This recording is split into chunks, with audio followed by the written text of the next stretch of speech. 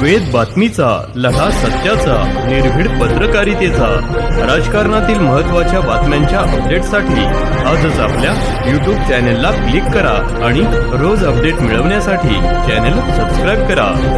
अहिल्यानगरच्या जनतेला मी समर्पित करतो, ज्यांनी आमच्या राष्ट्रवादी भाजपच्या युतीला जे प्रचंड त्यांनी आपलं पाठबळ दिलं, आशीर्वाद दिला.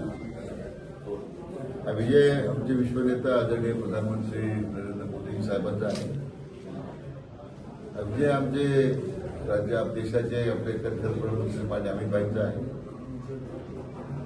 हा विजय ज्यांनी संपूर्ण राज्यभरामध्ये ज्यांच्या नेतृत्वाखाली आज जगदीपाल यश पक्षाला भारताचं पक्ष मिळालं, ते राज्याचे लोकप्रिय मुख्यमंत्री माननीय देवेंद्र फडणवीस साहेबांचा आहे.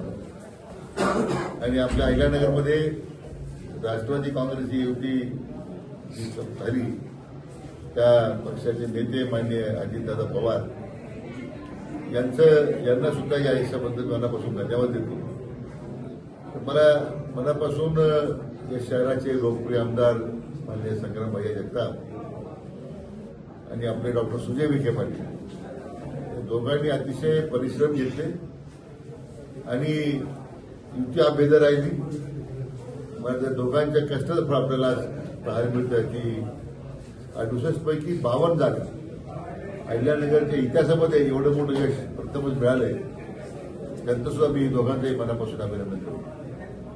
एकंदरीत आपण पाहिलं तर खासदार सुजय निलेश संख्या आहेत, मात्र एकही जागा तुतारीला पक्षाला आलेली नाही. उभटाही कुठंतरी एका जागेवरच विजय झालेला आहे.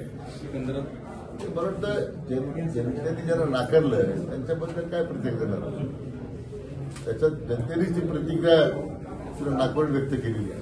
त्यांनी आरोप केले होते की भारतीय जनता पार्टी दबाव आणते, दबावाचं राजकारण करते, पैशाचं राजकारण करते, असं त्यांनी आरोप केला होता. जनतेने आता लोकशाही पद्धतीने उत्तर दिलं. ईव्हीएमवर पुन्हा शंका घेण्याचे कारण अरे आता निवडणूक आयोगावर आता शिवसेनेचे नेते, आता उभाटाचे नेते आरोप करायला लागले. पराभव झाला की एकतर निवडणूक आयोगावर आरोप करायचे, नाहीतर मग फॅशन झालेली आहे ईव्हीएमवर आरोप करायचे. त्यामुळे या लोकशाही प्रक्रियेमध्ये जनतेचा कौल स्वीकारायचा नाही आणि फक्त व्यवस्थेवर टीका करायची. करता करता जनतेचा सुद्धा त्याच्यावर आत्मविश्वास आला नाही. हे सगळ्या राज्यभरातल्या महापालिका निवडणुकीच्या निमित्तानं स्पष्ट दिसतं. प्रचारात दंड थोपटणारे आता मात्र निकालानंतर गायब झालेले दिसून येत आहे. त्यांनी काय करावं त्यांचा प्रश्न. आम्ही विशेष ते कार्यक्रम जनतेसमोर गेलो होतो. आमदार संग्रामभाई जगताप असतील, डॉक्टर सुजय असतील, त्यांनी विश्वासाचा एक विश्वासक असं शहरात अहिल्यानगर शहराचा विकासाकरता लोकांना आश्वासन दिलं होतं. लोकांनी त्याचा विश्वास ठेवलाय, शिक्कामोर्तब केलाय.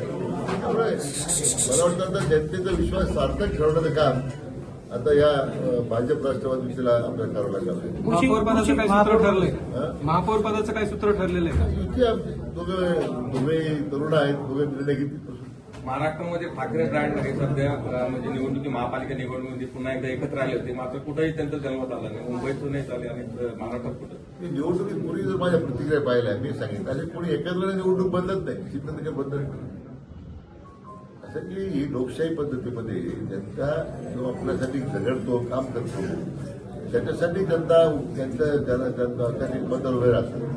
मुंबईच्या पायाभूत सुविधा बदलताना एवढा मोठा प्रचंड बदल माननीय देवेंद्र फडणवीस यांनी करून दाखवला.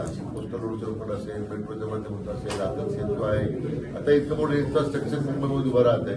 मला वाटतं त्यामुळे कधी नव्हत घरातून जागा व्हायचं, मग बाहेर यायचं आणि मग आम्ही एकत्र झालो म्हणून सांगायचं. ते आजच्या काळात जनतेला मान्य नाही आहे. हा मुंबई महापालिकेचा निकाल स्पष्ट सांगतोय. पुणे महानगरपालिकेचा निकाल, पिंपरी चिंचवड नगरपालिकामध्ये उभाटाला लोकांना नाकारलंय. राष्ट्रवादी शरद पवार गटाच्या पक्षाला नाकारलंय.